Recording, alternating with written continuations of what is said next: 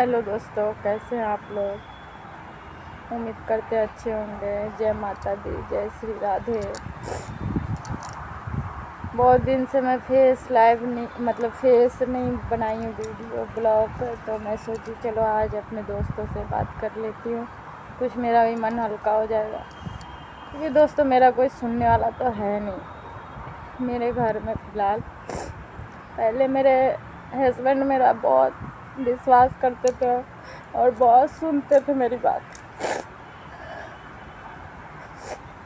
अब तो दोस्तों मेरे घर में बहुत चेंजिंग आ गया है, तो कोई मेरा सुनता नहीं है।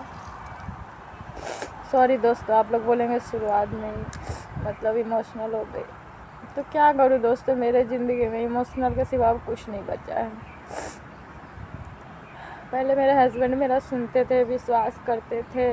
अगर मुझे थोड़ा उदास देखते थे तो बार बार पूछते थे कि बाबू कैसी हो, क्या हुआ बेटा, कैसी हो।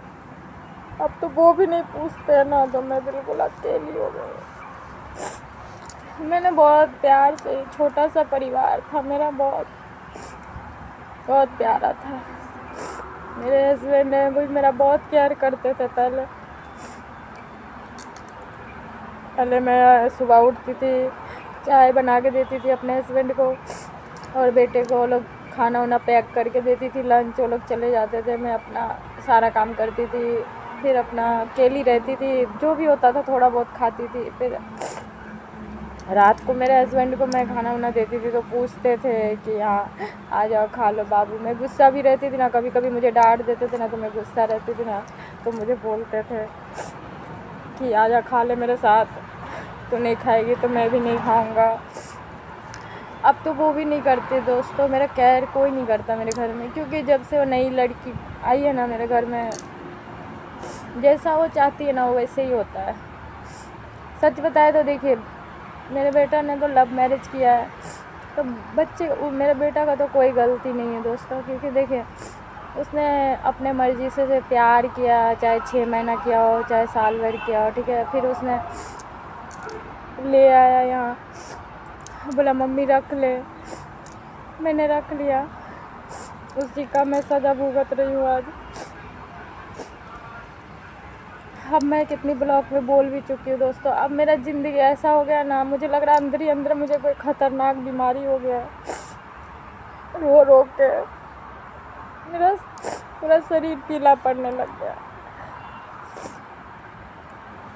कभी कभी सही रहता है दिमाग मेरा, तो मैं छोड़ती हूँ, चलो छोड़ो रहने दो, कोई मैं अपने खुद ही खाना निकाल के खा लेती हूँ।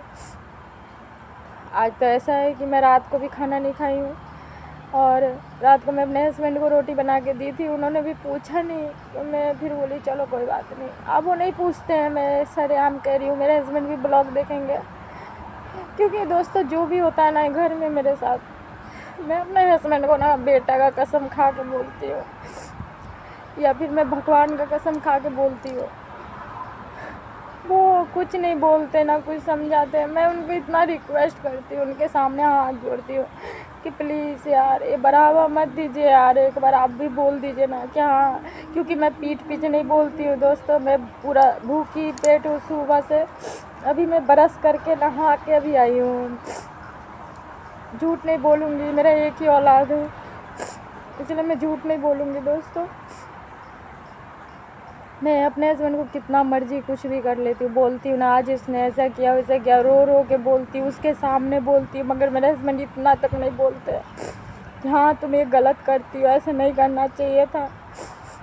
कुछ नहीं बोलते, उल्टा मुझे ही डांटते हैं, और उसके सामने मेरा हमेशा इंसल्ट करते। जबकि पहले नहीं डांटते थे मुझे, अब उसके सामने मेरा हमेशा इंसल्ट करते रहते हैं, हमेशा मुझे डांटते रहते हैं। फिर मैं उनको अकेले में बोलती हूँ, मुझे बहुत बुरा लगता है यार, कैसे भी हो तो रिश्ते में मेरी बहू लगती है, आप उसके सामने मेरा इंसल्ट मत किया करिए।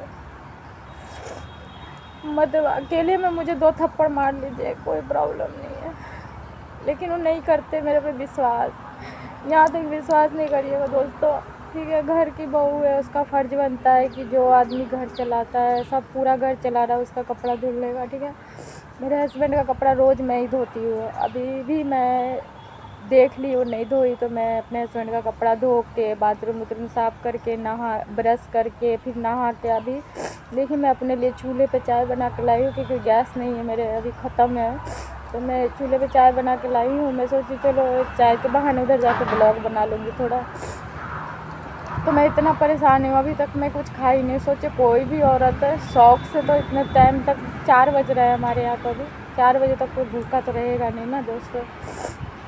तो मैं क्या करूँ, मेरा दिल का बात सुनने वाला कोई नहीं। एक जीवन साथी होता है पति, जो बुढ़ापे तक भी उसका सहारा बनता है। लेकिन अभी मेरा सेहत ठीक है तो भी मेरा पति मेरे बात पर विश्वास नहीं करते। मेरे सामने मैं कितना भी उदास बैठी रहूँगी ना, कितने भी टेंशन में रहूँगी, दिन भर खाना नहीं खाऊँगी, आएंगे ना फिर भी उसको मेरे सामने बेटा बेटा करते रहते हैं। हाँ बेटा, हाँ हाँ ही करते रहते हैं उसके साथ मिल के। मुझे तो एक बार भी पूछते भी नहीं कि क्या हुआ, तुम्हें क्यों इतना टेंशन में लग रही हो। वो सोचते ना कि इससे पूछेंगे ना तो उसके बारे में बोलने लगेगी कि वो ऐसा करती है वैसे करती है,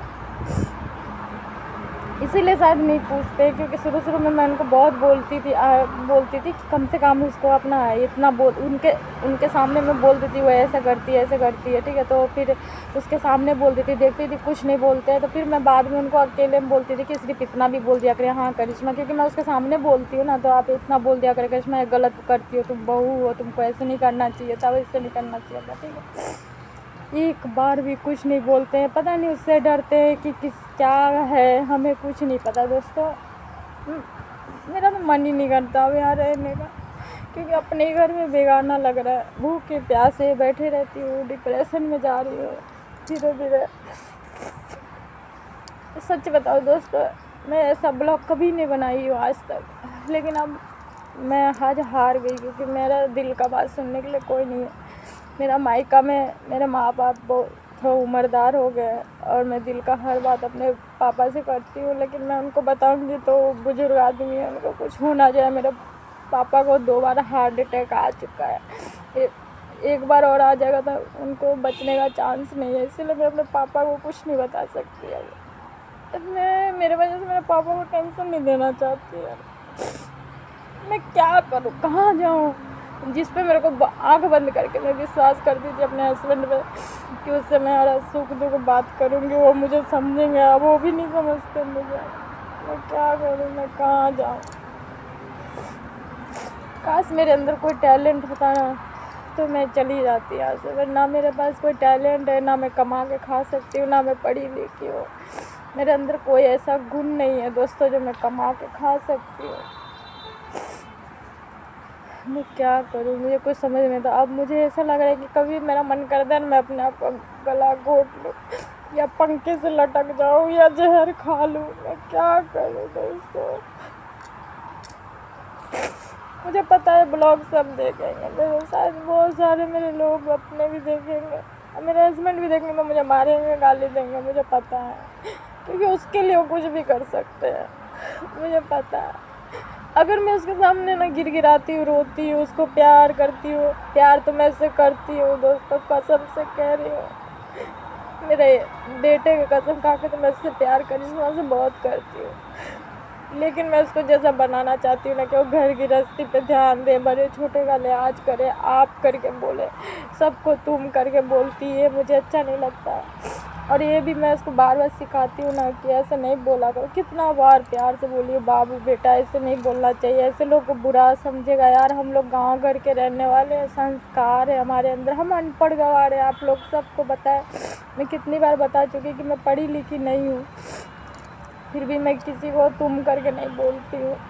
ये सबको, इनको भी, मेरे हस्बैंड को भी खाना चाय चू देती, बोलती लो चाय पी लो, लो खाना खा लो। ये सब बात सिखाना तो मेरा फ़र्ज़ है ना दोस्तों। अगर नहीं सिखाते तो हर कोई मुझे बोलता है कि सिखाती नहीं हो तुम्हारी बहू को कुछ भी, अपने तो इतना अच्छा शब्द बोलती हो, उसको सिखाना तुम्हारा फ़र्ज़ बनता है, इसलिए मैं उसको सिखाती हूँ दोस्तों। और मुझे भी बुरा लगता है सुन के, इसीलिए मैं उसको सिखाती हूँ। तो अगर सीखने वाला आदमी रहे ना तो एक बार में 2 बार सीख जाए। ये जान के ना इतना घमंड है इसके अंदर, ये सोचती मैं पढ़ी लिखी हूँ और ये ठहरी अनपढ़ गंवार, तो इसीलिए सबको आप करके बोलने के लिए बोलती है। मेरे पास अब कोई रास्ता नहीं रहा दोस्तों, बस मिला जुला के मैं पता नहीं अब ज़्यादा दिन जी भी पाऊँगी कि नहीं, क्योंकि मैं आप लोग मेरा फेस देख लीजिए दोस्तों, आप लोगों को पता चल जाएगा कि मेरा क्या हाल है। रो रो के सुबह से मुझे बुखार चढ़ा हुआ है, रात से भी मैं रजाई के अंदर भी रोती रहती हूँ, क्योंकि कोई तो हो सुनने वाला, कोई नहीं है ना मेरा सुनने वाला, तो मैं किसके सहारे जिंदा रहूँगी, क्यों जीऊँ मैं। कोई टैलेंट होता ना तो मैं लोग को जी के दिखा देती, परिवार के बगैर कैसे जीती है औरतें, ऐसे ही थक हार के। लेकिन मेरे पास कोई टैलेंट नहीं है, मेरे पास एक ही रास्ता है, मरने का। नहीं, मैं घर में कितना दिन ऐसे कूड़ कूड़ के जीऊँ, मैं क्या बोलूँ दोस्तों, मेरा ज़िंदगी ख़राब हो गया। अभी तो मैं अपना ज़िंदगी में सुख भी नहीं भोगी हूँ, कुछ देखी भी नहीं हूँ, जब से गरीब घर की बेटी हूँ, गरीब घर की बहू हूँ। मेरे पति भी अनपढ़ थे, तो मजदूरी करके किसी तरह घर चला रहे थे। हम सोचे चलो आज नहीं तो कल मेरे हस्बैंड अच्छा आदमी बन जाएंगे, ठेकेदार बन जाएंगे, तो फिर हम आज नहीं तो कल अच्छी ज़िंदगी भी देखेंगे। अभी मेरा सब कुछ देखना बाकी है, कुछ नहीं देखे। लेकिन अब मुझे देखने का कोई शौक़ नहीं है दोस्तों। अब मेरा मन करता है कि मैं कब मर जाऊँ। परेशान है तो पहले के ज़माना और था। मेरा 14-15 साल में शादी हुआ है दोस्तों, आप लोगों को बता रही हूँ। अभी मेरा 30-31 साल हो रहा है और 14-15 साल में मेरा शादी हुआ है। विश्वास नहीं करिएगा, मेरी 4 ननद है, 3 मेरे हस्बैंड, 3 भाई हैं, मेरे सास ससुर, एक मेरे, लगा के 10 हुए कि 9 हुए पता नहीं, हाँ 9 या 10 है, ठीक है। और सबको संभालती थी इतनी कम उम्र में, बाहर का दुनिया से अनजान, क्योंकि मैं पढ़ी भी नहीं थी तो मैं बाहर किस ले जाती, मैं तो अंदर ही रहती थी ना। माँ बाप के अपने जैसे घर का काम सिखाती थी, करो ऐसा वैसा, बस ये सब करती थी, तो मैं बाहर की दुनिया से अनजान थी। फिर भी मैंने पूरे परिवार को अच्छे से संभाला, किसी को शिकायत का मौका नहीं।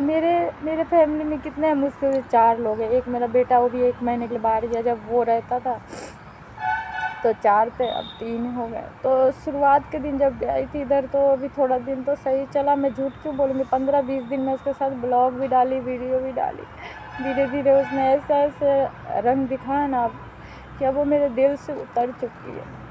खा पी के आराम से कंबल में घुस के आराम से कराटे भर के सोती रहती है। उसको कोई परवाह ही नहीं है कि मैं भूखी हूँ, मैं खाना नहीं खाई हूँ, चाहे मैं मर रही हूँ कि मैं जी रही हूँ। अगर मैं कुछ कर भी लूँ ना, उसको कोई फ़र्क नहीं पड़ेगा।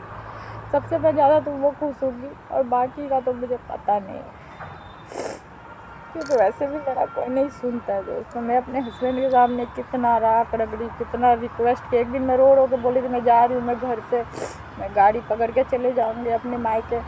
उस दिन मुझे पकड़ के मुझे ही गाली दे रहे थे, और मुझे वो चाहते हैं कि मरे तो यहीं मरे, मगर कहीं जाए ना, मेरा नाम खराब हो जाएगा, ऐसा चाहते हो। लेकिन वो मेरा बात नहीं मानते। बस वो आएंगे ना, मैं जितना मर्जी डिप्रेशन में रहूँ, आएंगे बेटा, जबकि उनको पता है कि उनके पहले दोस्त 6 बजता था ना, जब मेरे हस्बैंड का आने का टाइम होता तो मैं फ़ोन करके पूछती थी कि कहाँ निकल गए हैं। बोलेंगे हाँ इतना मिनट में पहुँचने वाला, तो मैं चाय बना के रखती थी, आते के साथ चाय देती थी उनको। लेकिन अब वो आते हैं, मैं तब तक उनका इंतज़ार करती हूँ, उसका सोचती बना देगी, नहीं बनाती है। फिर वो आते तब मैं चाय बना कर उनको देती हूँ। उनको पता है, वो जान के करते हैं ऐसे।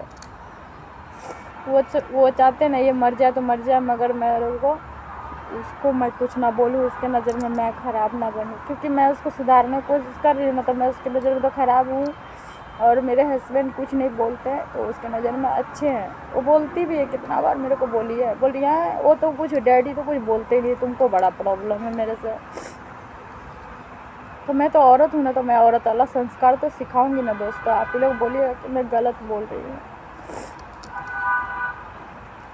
तो ओके दोस्तों, आप लोग अपना कीमती समय निकाल के हमारा ये ब्लॉग देख लीजिएगा। अगर मैं ठीक रही बीच बीच में, अगर मैं ठीक हो जाऊंगी तो मैं बनाऊंगी ब्लॉग।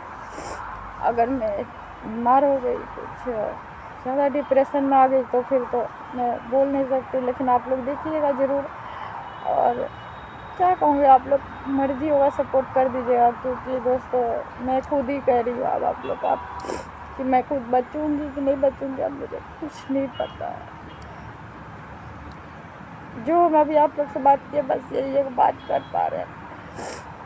आज मैं अपनी सास से बात की हूँ, मैं 4-5 दिन से छठ पूजा के बाद से कर रही हूँ, लगातार ही रोज़ कर लेती हूँ। मन भी थोड़ा बहल जाता है। मेरी सास भी बहुत गुस्सा कर रही थी मुझे, कह रही तू यहाँ चली जा, वहाँ रहेगी तो मर जाएगी। तो बोलते बोलते मैं रोने लग गई थी, तो इसीलिए बोल रही थी तुम यहाँ चली जा, मेरे पास रहे।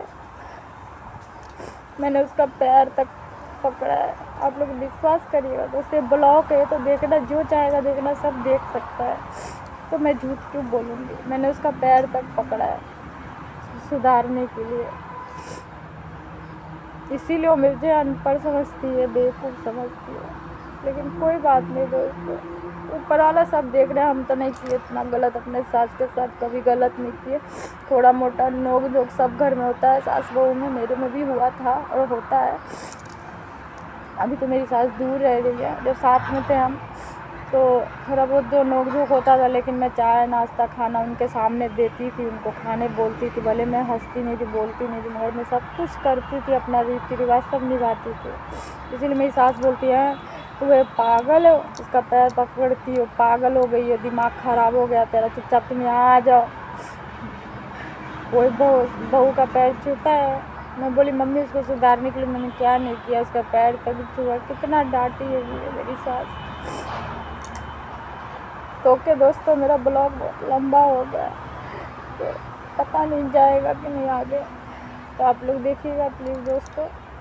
और कोई भी अपने सास के साथ ऐसा मत करना प्लीज़, सभी से बहन से रिक्वेस्ट करती हूँ कि आप लोग ऐसा मत करना किसी के साथ।